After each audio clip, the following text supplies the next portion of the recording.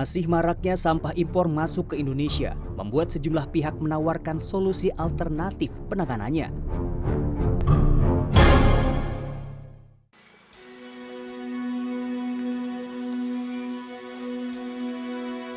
Wildayanti, seorang ekopreneur yang berlatar belakang penggiat lingkungan, adalah salah satu yang menawarkan solusi.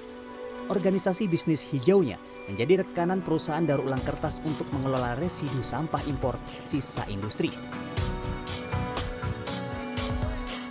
Berawal dari bisnis pengelolaan sampah dan daur ulang sampah domestik, Wilda menjadi bagian dari lingkar sampah impor sejak 2019.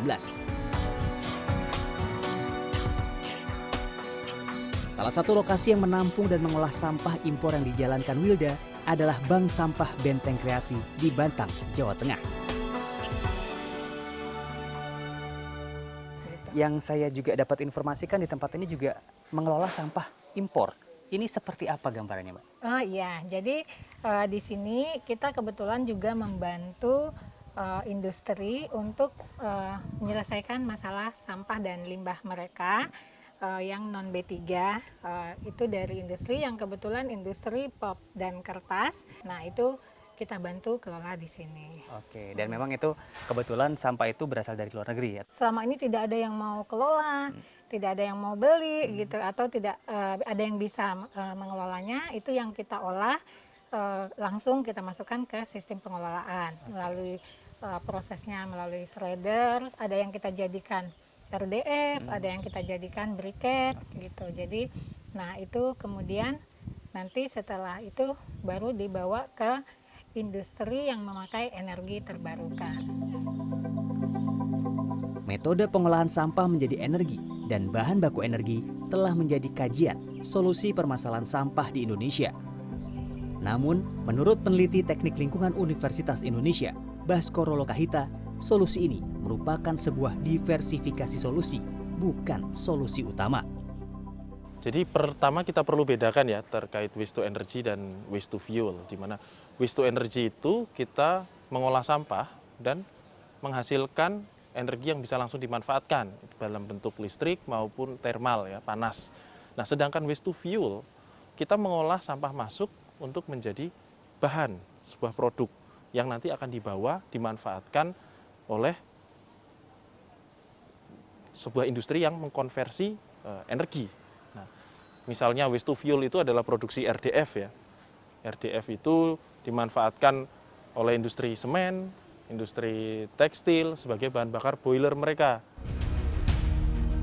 Kementerian Pekerjaan Umum dan Perumahan Rakyat melalui Direktorat Sanitasi telah menjalankan program Waste to Energy di beberapa lokasi di Indonesia. Salah satu produk hasil pengolahan sampah dalam konsep Waste to Energy maupun Waste to Fuel adalah RDF. RDF adalah Refuse Derived Fuel atau hasil pengolahan sampah yang dikeringkan untuk menurunkan kadar air dan menaikkan nilai kalorinya.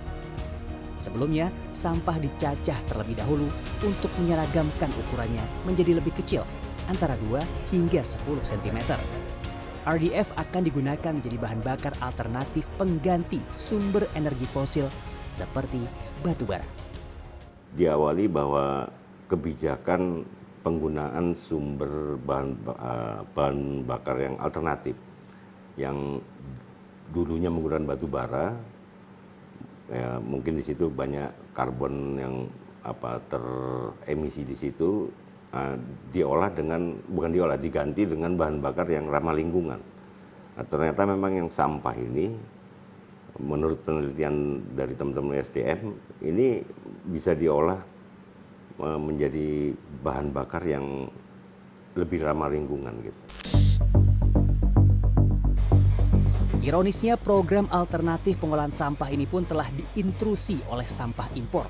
Padahal tanpa sampah impor, program ini masih perlu mendapatkan pengawasan, bahkan evaluasi yang ketat atas segala potensi risikonya. Perkara mengubah limbah menjadi RDF, mau bentuknya fluff, mau bentuknya briket ya, itu gampang. Tetapi masalahnya adalah siapa yang mau pakai, siapa yang mau beli. Jadi perkara mengubah sampahnya menjadi RDF kemudian dijual, itu adalah satu step. Tetapi step berikutnya ini yang sangat krusial dan harus menjadi tanggung jawab negara. Kementerian Lingkungan Hidup dan Kehutanan melalui Direktorat Jenderal Pengolahan Sampah, Limbah, Bahan Berbahaya dan Beracun menyampaikan bahwa solusi ini adalah salah satu alternatif yang diperlukan di antara solusi lainnya. Jadi ketika kita bicara waste to energy, tentu saja kita bicara teknologi.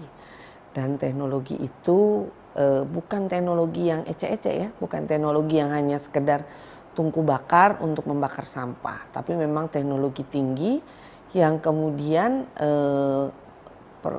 Menteri LHK mengeluarkan peraturan Menteri LHK untuk mengkontrol emisi yang keluar. Harus memenuhi standar.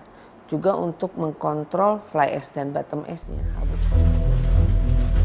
Kondisi pengelolaan sampah impor semakin rumit. Sayangnya, sampai saat ini Indonesia belum bisa melepaskan diri dari jeratan sirkulasi sampah impor. Tim Liputan CNN Indonesia.